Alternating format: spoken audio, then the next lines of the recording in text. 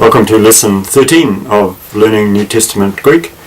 We're proceeding with John chapter 1. I advise you, this is something that I do, to take a pencil and just mark the verses that we've done, so that when you pick this up, again you can read through and go to the verses that we've done, and then as we fill in the gaps, we're going to fill in a gap in this lesson and in the next lesson again, so that we'll complete the whole, eventually we'll complete the whole of the prologue to John's Gospel, which is chapter 1 verse 1 to 18. So if you have your Greek New Testament, the one that I recommended, or maybe an older version of these, you can mark it.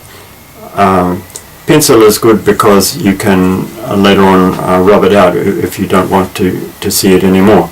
But it does guide you when you pick it up, because it takes you to the verses that we've done, and you can read over those and try to recall what you can from them. So today we're going to do verse 12 of John chapter 1, and we'll also go back and do verse 5, which we omitted earlier. It fits in quite well with our learning sequence here. And then in the next lesson, lesson 14, we'll do verse 13 and also John 1:3. So that means we'll have filled in all the gaps as we then proceed on to verse 18.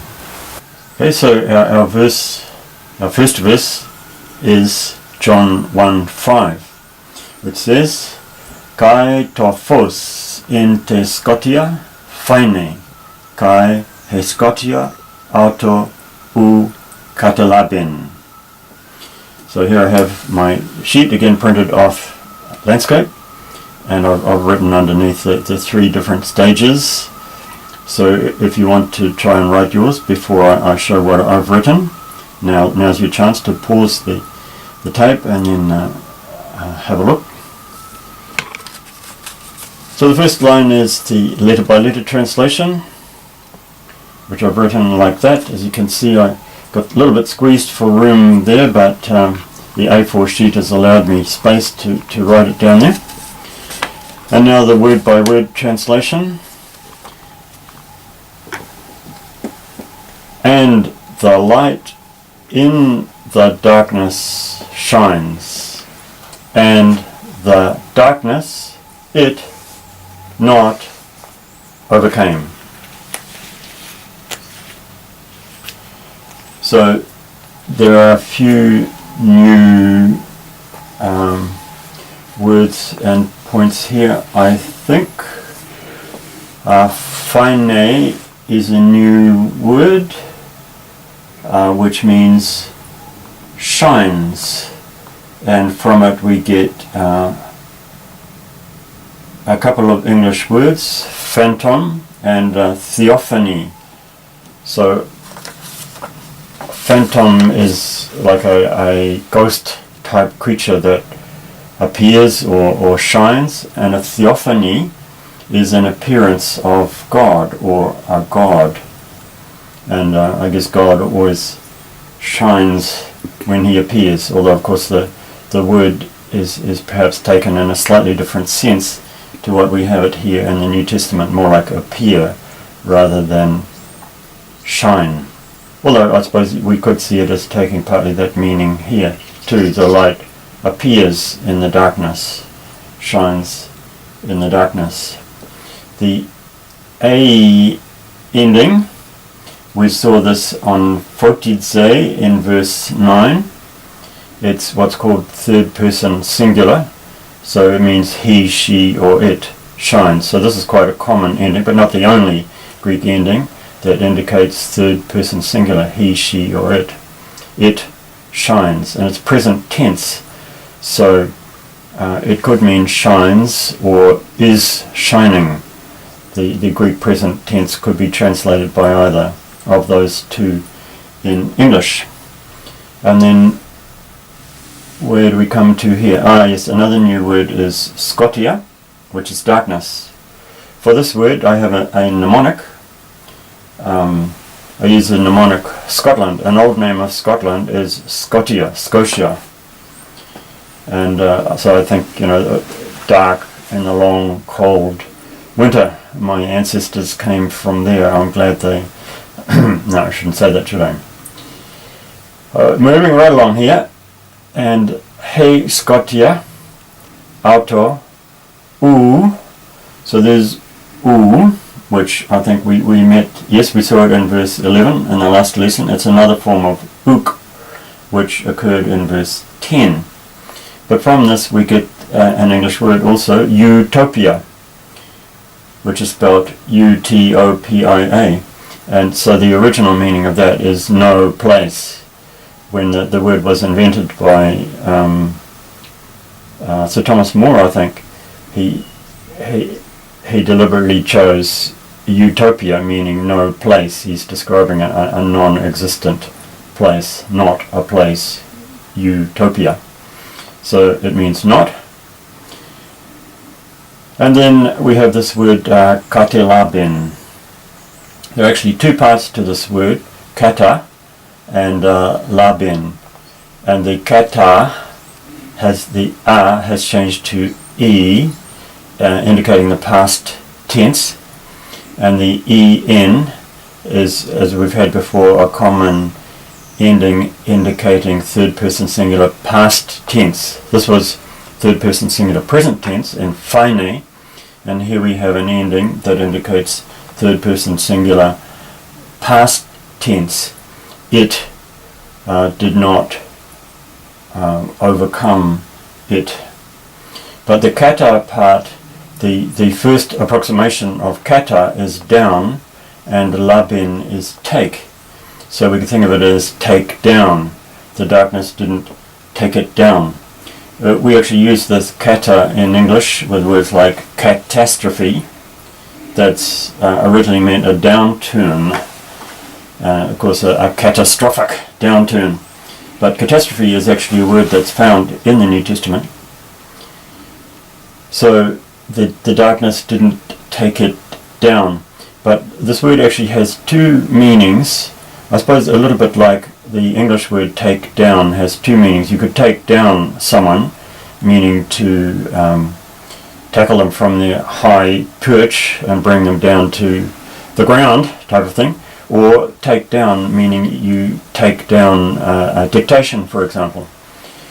And so in the same way, this word has two meanings, and it's a matter of debate exactly which meaning John intended here, or possibly both. Did he mean the darkness did not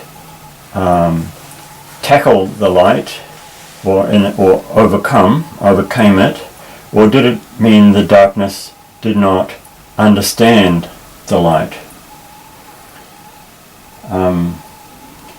Another English word we could use is grasp, because grasp can be used physically or mentally. You can grasp someone, like a football player running after someone and tackling them, grasping them and tackling them, or you could grasp something mentally. So this word has a similar double meaning. But before we look at our final translation, just a comment about this, the two parts of the word. There are a lot of Christian commentators, preachers and writers who seem to think that once you find the two original parts of the word, you've got its real meaning, and so they make quite a bit of it. But in fact, normal languages don't work that way, and the meaning is determined really by the usage, and the usage can change. And this is quite easily illustrated by English. If you think about all the words we have with take on, take off, take in, take out, take over, take up, take down. And if you look at all those different meanings, some of them are quite literal, but others have moved away in really unpredictable directions from the literal meaning. So the meaning of those words in English, as with the meaning of this word, is not so much determined by the supposed meanings of the parts, but it's determined by just the way it's come to be used and come to be understood by the speakers of the language. And as native speakers of English, you should, it's quite a useful exercise to think about the meanings of those different words with take that I just gave, and to see how some of them are pretty literal, but others have gone off in different directions. Now, unfortunately, we don't have any native speakers of first century Koine Greek, as this is called, to ask what they understood by it, but we can get a pretty good idea from other uses of it and from other manuscripts and documents from the time, including papyrus scraps that have been discovered in the sands in Egypt. And it seems pretty clear that it was used in both senses, and probably John intended both. But the main one, perhaps in the context, is overcome. The darkness has not overcome it.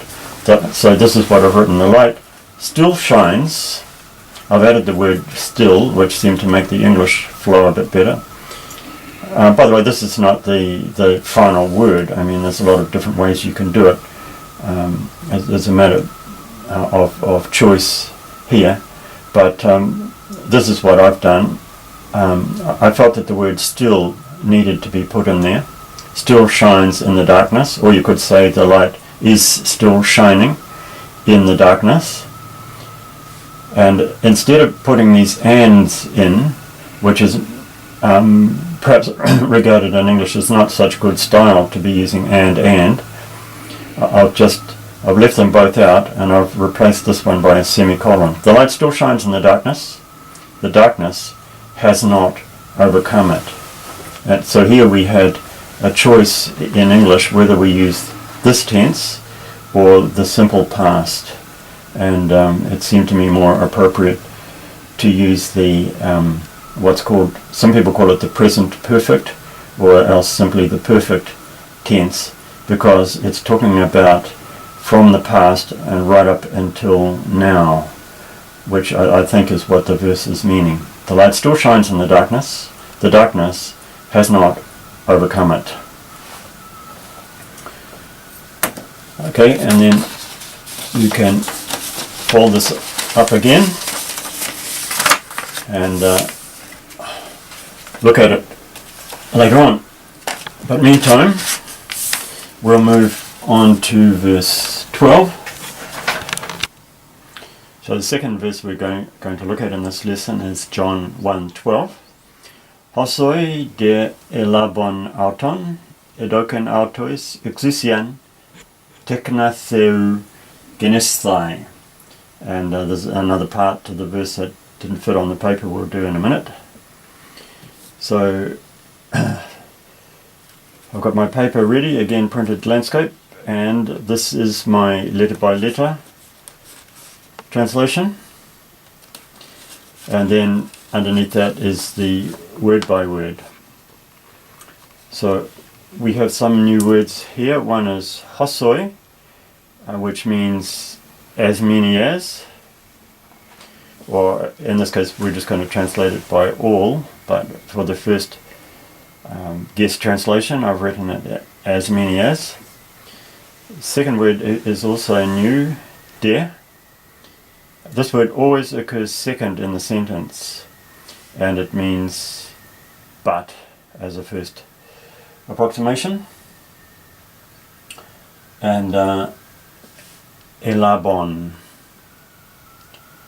which means took or accepted. We've now met three forms of this verb. We've got this elabon in verse 12. We had katelaben in verse 5. Here it is here. Katelaben at the end of verse 5. And we also had parelabon in verse 11 last week. So this elabon is the base form, and it occurs with the two different prefix parts, katelaben and parelaben. Notice that each of them has the E indicating the past tense, elabon, and here the E goes between the prefix part and the main part of the verb, as it always does, changing kata to kate.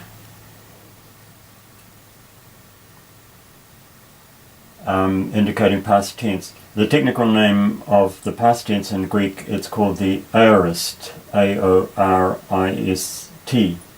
I mention that because you'll need to know that term when you're referring to things like the grammar sheet by Mounce that I showed you in the other lesson. But we note here that two of these words ended in on, parelabon and elabon. This one ends with an en. So the en is third person singular, and the on is third person plural. The common endings for that. Now there's really no difference between elabon and parelabon that we had in verse 11. That's a pretty clear case, I think, of just a stylistic variation. But again, there are some Bible scholars who see significance in every tiny little bit and are convinced that there must be a difference in meaning. But to me, I think it's a pretty clear case of just a stylistic difference. Just for the sake of stylistic variation, John used parelaben in verse 11, and then he just uses elabon in verse 12. It's pretty hard to see any difference of meaning and any motivation for doing it other than just good style. It's considered bad style to just keep repeating the same word, but you use a different word just to make the rhetorical style a little better. Here's another new word, edoken. So this is indicating the past tense, and the en indicates third person singular. So he gave auton them. So auton, the en ending, indicates that it is the object of the sentence. Grammatically it's called the accusative ending. You can see that on Mounce's sheet. So he gave them, to them,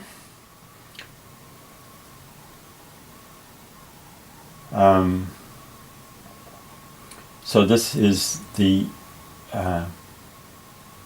plural, and it's the dative, so it means to them. He gave to them, but in English we normally just say he gave them. Exousian, which means authority, and again the en ending indicates the object of the sentence. And exousian can mean power, or it can mean authority. So he gave them power, or he gave them authority. Children of God, to become. So tekna is another new word. It means children. The R ending is a neuter plural ending. And theu, again this u is the genitive ending, and here it is in the base meaning of the genitive, which is possession, children of God, or in English we could say God's children. And genesthai is another form of egenitor, which we met first in lesson 9 and verse 6.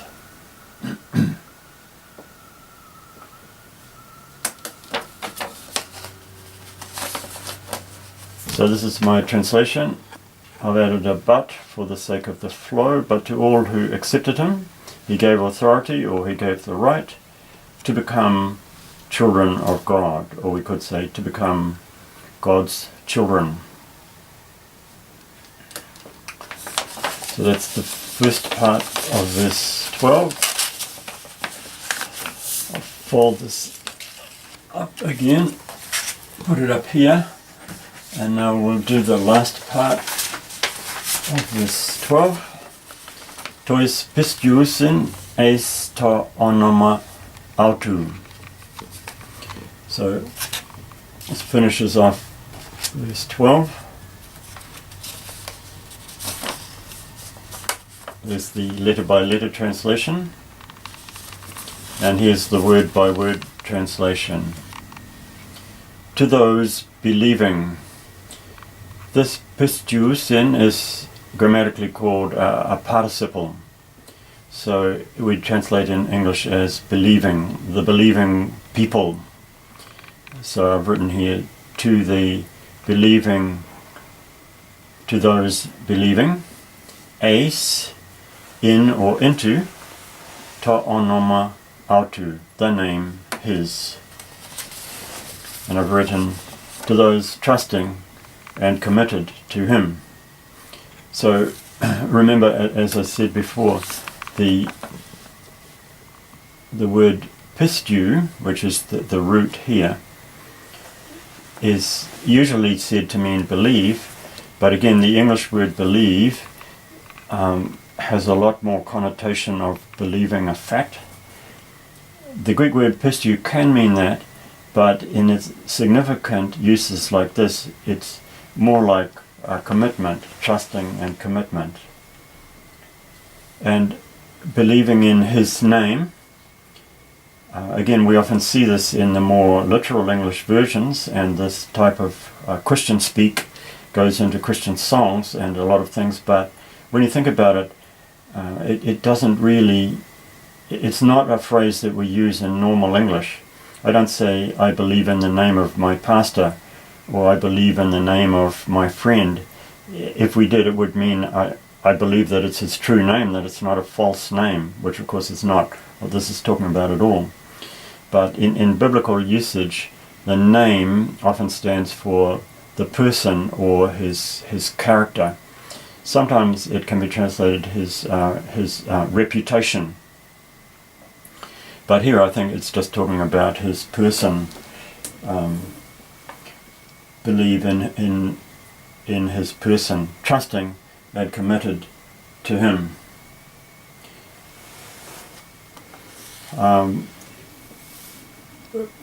It's quite a thing, because Christians often use these Christian type expressions, Christianese or Christian jargon or Christian speak, and we forget that ordinary people speak in a different way. I mean, what it would mean if we say, I believe in him.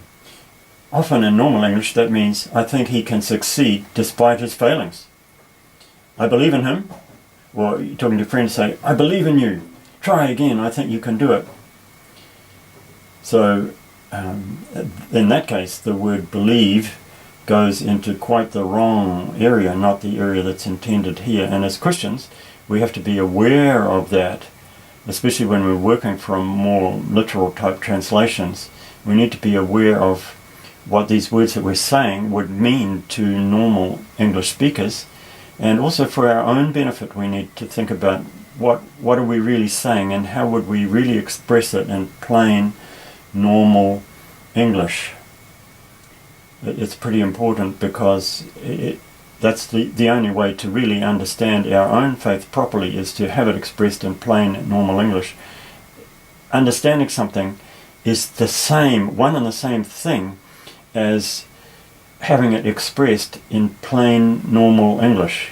That shows that you understand it when you can express it in plain, normal English, and when you hear it expressed in plain, normal English, that's when you understand it properly. When it's expressed in unusual English, it's impossible to properly understand it. So this is what I've tried to do here by my translation, to those trusting and committed to him.